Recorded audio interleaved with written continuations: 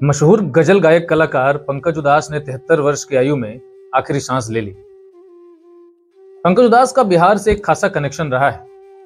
लगातार कई साल तक गिद्धौर महोत्सव में वो यहाँ आते रहे हैं और दिग्विजय सिंह के साथ उनकी दोस्ती के किस्से आज भी यहाँ सुनाए जाते हैं।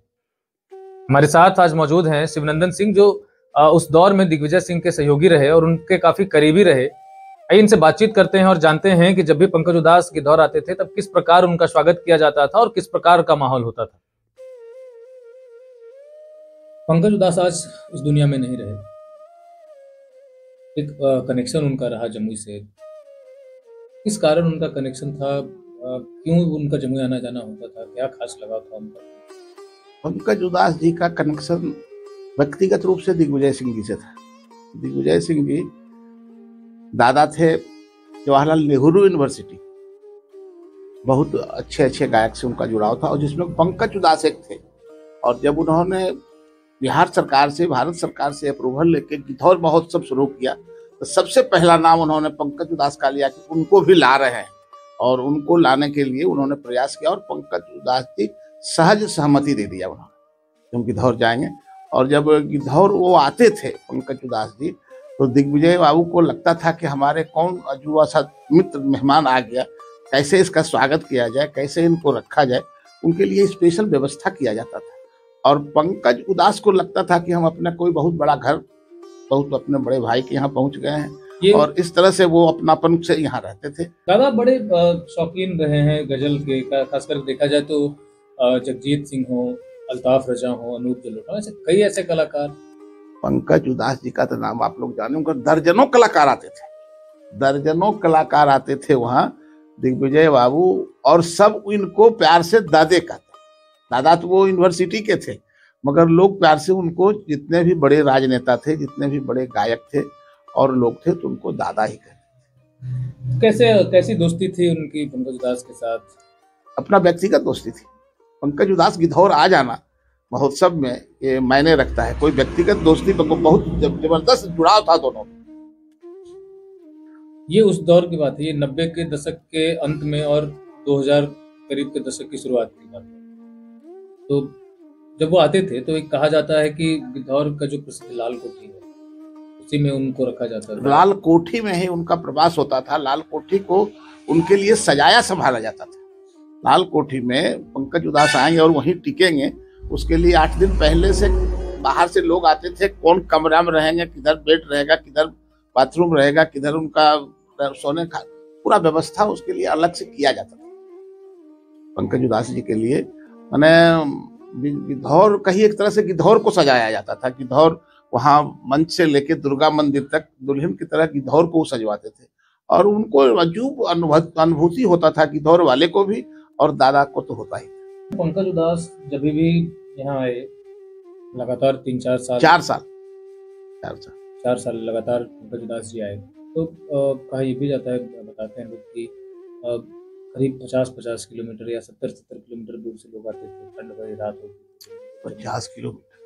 बांका जिला, जमुई जिला और देवघर जिला, इधर लखीसराय से पूरा जिला से लोग जुटते थे। और पटना से भी व्यक्तिगत जो मित्रता थी दिग्विजय बाबू का, पॉलिटिकल आदमी, ऐसे कॉलेज के दोस्त, प्रोफेसर, अफसर, नेता, दिग्विजय बाबू को तो अफसर से भी बहुत ज्यादा लगाव था। मित्रता, ऐसा नहीं कि पॉलिटिकल आदमी थे, मित्रवत, प्रोफेसर से, ऑफिसर से, ये सब था। कुछ लोग ये भी कहते हैं कि दादा का जो सांसद आवास था दिल्ली, तो वहां पे भी बैठ के वो संगीत के बड़े प्रेमी थे। दादा एक ऐसे व्यक्ति थे कि जब कभी जो मन हुआ, संगीत होना है तो संगीत होना है, लहसुन का खीर खाना है तो लहसुन का खीर बनवाना शुरू कर दी, खस्सी को अंडरग्राउंड में सिझा के खाना है तो अजूबा शौकीन आदमी। दादा कैसा शौकीन आदमी। लिट्टिए खाना है तो दूसरा आदमी का लिट्टिए लाल कोठी में पड़ी, वो तो दादा में था। जब बता रहे थे कि बांका से, पूरा देवघर से भी लोग, लखीसराय देवघर सब कहे तो बांका से।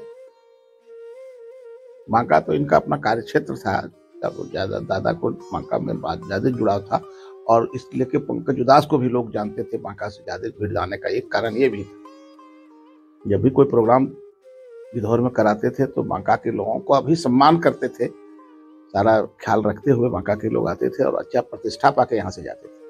सिर्फ गाना ही सुन के नहीं जाते थे, उनके लिए भोजन पानी का भी व्यवस्था रहता था।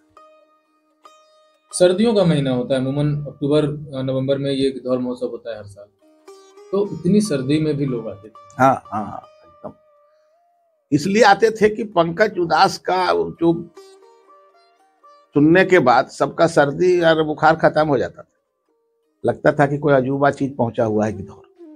गिद्धौर महोत्सव अपने आप में अनूठा था और अब कहाँ हो पा रहा है।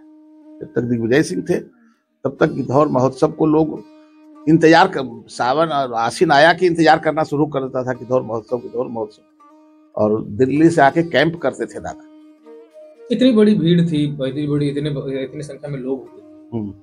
तो एक बार एक इंटरव्यू में पंकज उधास जी ने कहा था कि बिहार के किसी कार्यक्रम के दौरान झड़प हुई थी, गोलियां भी चली थी। गिद्धौर महोत्सव के बारे में तो नहीं कहा? नहीं, गिद्धौर में कभी कुछ नहीं हुआ। गिद्धौर में जब भी हुआ पंकज उधास जी आए तो बड़ा शांतिपूर्ण माहौल में रत भर चला है, तान बजान रत भर चला है। और दिग्विजय बाबू उस मंच पर बैठे रहे हैं, मौजूद रहे हैं बराबर। जब खत्म हुआ है तभी पंकज उधास जी और जितने भी कलाकार आते थे सब उठते थे, और नहीं तो सब वहां बैठ के सब गाया लुत्फ लेते थे। दुख है आज एक फैन होने के नाते आप भी क्योंकि कार्यक्रम का हिस्सा रहे, लगातार लंबे समय तक जुड़े रहे। बहुत समय से तीनों लोग, दिग्विजय सिंह, जगजीत सिंह, पंकज उधास नहीं है, नहीं है, तीनों नहीं है, तीनों स्वर्गीय हो गए। हम तो हैं और आज तो आते हैं, जब कभी नहीं आता है मगर जब समय आता है, वो दशहरा का टाइम, गिद्धौर महोत्सव तो आता है। तो कैसा दशहरा होता था गिद्धौर का, और गिद्धौर का नाम तो स्वर्ण अक्षर में लिखा गया है हिंदुस्तान में, जब से वो उन्होंने सरकार से मान्यता ले लिया गिद्धौर महोत्सव का। ये बहुत बड़ी उपलब्धि थी गिद्धौर के लिए। गिद्धौर महाराजा के टाइम में गिद्धौर को नहीं जाना लोग, मगर दिग्विजय सिंह के टाइम में गिद्धौर को जाना।